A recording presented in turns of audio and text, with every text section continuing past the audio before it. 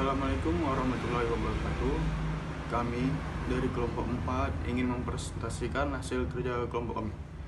Pembahasan yang kami lakukan ialah tentang kejahatan komputer. Pembahasannya tentang seperti virus, malware, phishing, hacking, cracking, dan spamming. Sebelum masuk pembahasannya, izinkan saya memperkenalkan diri saya sendiri. Saya Muhammad Dimas Aryansyah, NPM 1823572.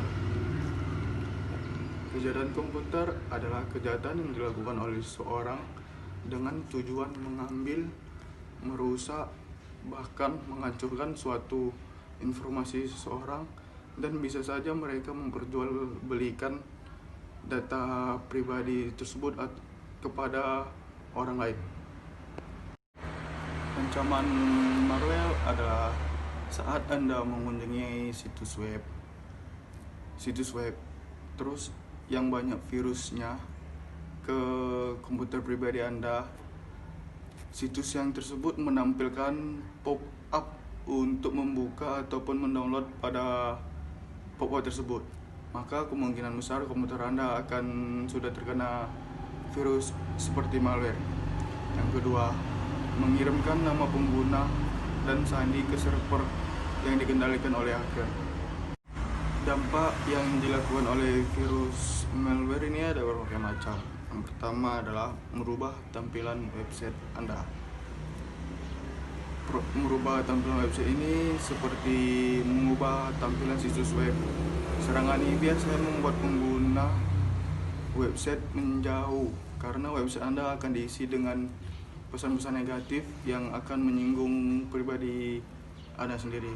Yang kedua, memuat iklan berisi malvertising. Di sini maksudnya adalah serangan yang dilakukan yang terjadi dengan menyuntikkan dan menyebarkan malware melalui iklan online di dalam situs website. Cara mencegah virus malware. Caranya adalah selalu jaga komputer Anda setiap hari dan selalu mengeceknya. Gunakan password yang kuat. Gunakan password kuat di sini seperti saat Anda membuka email dan password Facebook, password yang penting lain. Dan install software antivirus yang terupdate. Cara menanggulangi virus malware ada beberapa cara, tapi saya mengambil sebagiannya. Yang pertama, hindari menggunakan program bajakan. Kedua, selalu update sistem operasi, software dan browser yang Anda gunakan. Yang ketiga, aktifkan firewall Windows. Contoh kasus serangan malware. Serangan spyware Pegasus 2019 yang dibuat oleh perusahaan asal Israel yang bernama NSO Group. Serangan peretasan ini menargetkan setidaknya 1.400 orang. Korbannya serangan ini dilakukan secara masif terhadap aplikasi WhatsApp melalui video call. Serangan yang dilakukan oleh spyware Pegasus ini ialah korbannya seperti diplomat, pembangkang politik, wartawan, dan pejabat pemerintahan senior. Saya dari Sanjaya ingin melanjutkan penjelasan presentasi yang sebelumnya dibawakan oleh teman saya. Saya akan menjelaskan kejahatan phishing. Phishing adalah suatu metode untuk melakukan penipuan. Penipuannya dengan semacam memancing akun-akun yang untuk melakukan kejahatan, misalkan akun Gmail, akun sosial media lainnya. Ancaman phishing biasanya sering digunakan pada email di mana penyebaran melalui email ini dilakukan untuk memberikan informasi yang mengarah ke halaman palsu untuk maksud menyebar.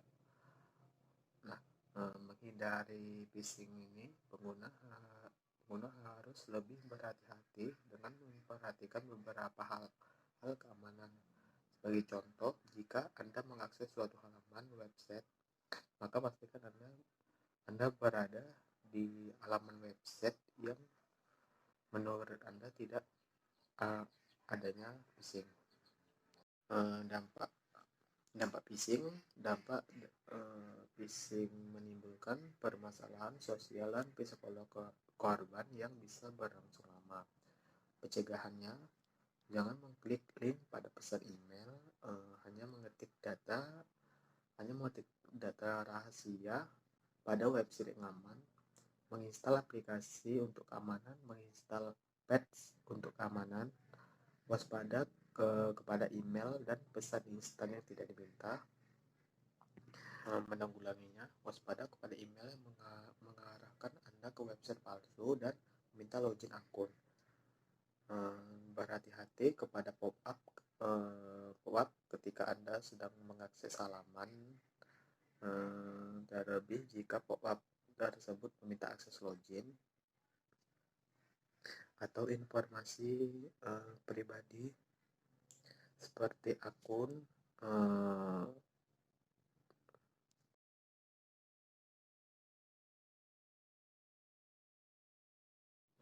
pastikan Anda mengetahui dan mengakses website asli akun yang Anda miliki. Website asli biasanya menggunakan keamanan SSL. Keamanan SSL ini untuk validasi keaslian website dan keamanan, juga meningkatkan kepercayaan pengguna. Selanjutnya saya akan melanjutkan materi dari teman saya yang telah dibawakan sebelumnya. Perkenalkan, nama saya Muhammad Dimas Aryansa, dan di sini saya akan membawakan materi tentang hacking dan cracking. Hacking adalah suatu aktivitas seorang hacker yang membobol suatu sistem keamanan informasi untuk mengambil keuntungan dia sendiri dan memperjualbelikannya kepada orang lain. Selanjutnya, ancaman yang diberikan ada dua, yaitu pencurian data dan pencurian intellectual property. 1. Pencurian data. Hacker akan mencuri data pelanggan dan menjualnya kepada oknum lain, atau bisa saja mereka mencuri identitas, dan mereka bisa saja memanfaatkan data tersebut untuk meminta sejumlah uang kepada yang telah dicuri datanya. Yang kedua, pencurian intellectual property. Pencurian intellectual property itu seperti spionisme terhadap suatu negara. Ancaman yang nyatanya ialah terhadap perusahaan industri yang ambisius yang menargetkan sistem perusahaan saingan untuk mencuri intellectual property. Selanjutnya, dampak yang terjadi. 1. Farming. Serangan ini merupakan pengalihan situs dari situs resmi ke situs palsu dengan tujuan untuk mendapatkan data pengunjung. Biasanya korban dari serangan ini tidak merasa bahwa situs mereka telah dibajak atau denial of service. Biasanya para penyerang ini mengubah server-server tertentu dan membajaknya ke server palsu. Dan biasanya para pengunjung tidak sadar bahwa server yang mereka masuki telah dibajak atau telah dirubah, dan pengunjung resmi tidak bisa mengaksesnya. Cara pencegahan. 1. File permission. Fitur yang disediakan pada file manager cPanel Anda yang digunakan untuk merubah parameter standar pada sebuah file untuk memungkinkan file tersebut diakses.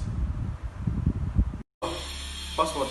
Pastikan Anda menggunakan password dari huruf A sampai Z, huruf besar berupa dan angka dan simbol-simbol yang jarang diketahui seorang hacker.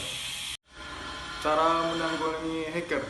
Pertama, lakukan backup sesering mungkin, gunakan aplikasi firewall, gunakan SSL atau Secure Socket Layer, dan selalu update aplikasi software kasus hacking. Pria berumur 19 tahun meretas situs KPU. Pria tersebut bernama Muhammad Arik Rifki, berusia 19 tahun, tinggal di RT 1 RW 2, berada di Payakumbuh, Sumatera Barat. Pria tersebut melakukan pembobolan aksinya di sebuah warnet dan secara ilegal, dan pria tersebut menemukan celah di Open Direct situs KPU tersebut.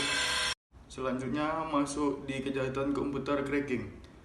Cracking adalah kegiatan membobol suatu sistem komputer dengan tujuan mengambil, sedangkan yang melakukannya adalah cracker. Cracker bisa disebut sebagai aktivitas pembobolan suatu software agar proses pendaftarannya dapat kita lakukan tanpa membeli ataupun membayar lisensi tersebut. Ancaman yang diberikan cracking. Ancamannya berupa virus, pencurian kartu kredit, pembobolan rekening bank, pencurian password email atau web server.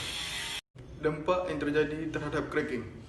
Dampak yang bisa dilakukan cracking ialah database bisa rusak atau hilang, sehingga aplikasi menjadi rusak dan bisa menghancurkan seluruh sistem dari web, serta bisa mengganggu kinerja suatu sistem. Pencegahan cracking. Yang pertama, jangan sekali-kali masuk lewat situs apapun melalui email. Kedua, selalu pakai browser Mozilla Firefox. Ketiga, jangan install program gratisan.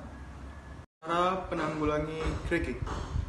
Cara tersebut bisa kita contohkan seperti membuat password yang susah ditebak, mengkombinasi password dengan huruf dan angka, dan jangan pernah membuat password tentang diri kita sendiri. Contoh kasus cracking. Di sini saya mengambil contoh kasus cracking yang tahun 2013 karena contoh kasus cracking yang ada di Indonesia ini sangat jarang terjadi dan sangat jarang ada beritanya. Jadi saya mengambil di tahun 2013. Contoh kasus ini ialah seorang cracking berusaha membuat spekulasi tentang ujian nasional agar ujian nasional tersebut tidak dilaksanakan di Indonesia ini. Ya. Sebanyak 12 situs pendidikan milik pemerintah dan swasta dibajak oleh seorang cracker. Informasi yang dihimpun pada Minggu 7 bulan 4 2013, UN akan diselenggarakan pada hari Senin dan 15 April 2013 hingga Kamis 18 April 2013. Seorang cracker yang membaca situs tersebut menilai UN bukan solusi untuk meningkatkan mutu pendidikan di Indonesia ini. Dan seorang cracker tersebut membilang tidak adil jika nilai ujian selama 4 hari dari 12 tahun lamanya mengenyam pendidikan dan hanya kelulusannya itu ditentukan oleh ujian nasional. Terus seorang cracker menulis pesan yang sama pada 12 situs yang dibaca. Berikut pesan tersebut. Bapak pingin ningkatin mutu pendidikan dengan UN. Bukan begitu caranya, ungkap seorang cracker.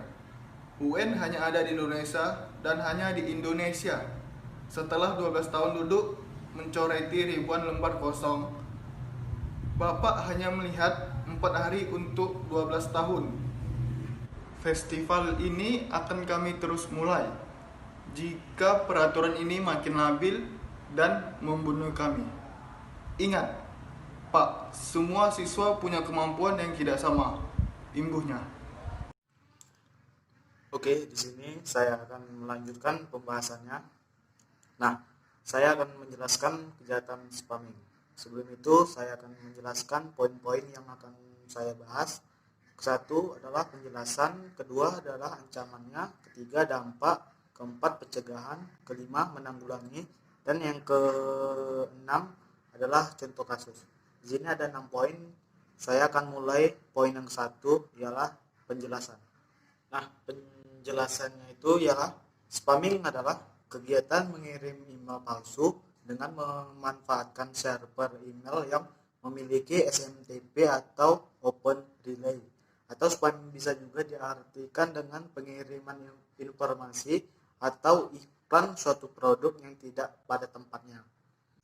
Nah, ancamannya ialah server email akan sibuk melakukan pengiriman banyak email. Jika email server mati, komunikasi bisnis bisa terganggu dan reputasi IP server menjadi buruk. Nah, dampaknya itu menghabiskan waktu dan tenaga, mengurangi bandwidth, dan lambatnya membuka website. Nah, pencegahannya itu jangan membalas email yang tidak dikenal. Misalkan ada email masuk, jangan coba-coba membuka emailnya. Mungkin saja itu adalah pancingan untuk melakukan spamming.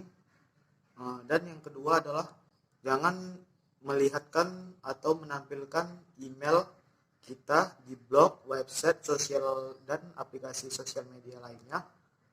Buatlah email lebih dari satu, gunakan aplikasi anti-spam, aktifkan anti-spam di email Anda. Nah, menanggulanginya itu sama dengan pencegahannya. Jangan membuka email yang tidak Anda kenal, jangan menanggapi pesan spam yang masuk.